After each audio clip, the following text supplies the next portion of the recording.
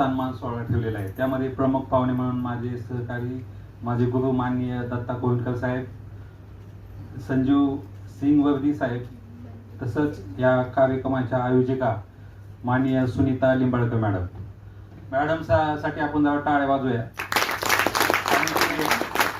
हा जो कार्यक्रम आहे हा फक्त आपण 8 दिवसांमध्ये उभा केलेला आहे बघा.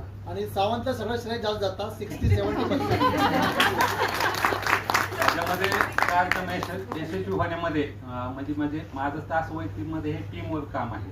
मी तर मदत केली त्यांना, पण कसं असतं की एकट्याने श्रेय घेणं योग्य नाही. कारण काय होतं, कार्यक्रमाचे आयोजक आहेत, सर आहेत. आता खरं तर मला सरांनी प्रमुख पाहुणे म्हणून ह्याच्यामध्ये मला घेतलं होतं, पण त्यांनी मला सांगितलं की बाबा तुम्ही लक्ष घातलं तर आपला अजून चांगला कार्यक्रम होऊ शकतो. मग त्यांनी काय फ्री हँड मला केल्यामुळे बऱ्यापैकी आपल्या सगळ्या लोकांना संधी देता आली आणि त्यांच्यातले ते सुप्त गुण आहेत लोकांचे, ती लोकांना समोर आली पाहिजे. हाच आमचा या कार्यक्रमाच्या पाठीमागचा उद्देश आहे.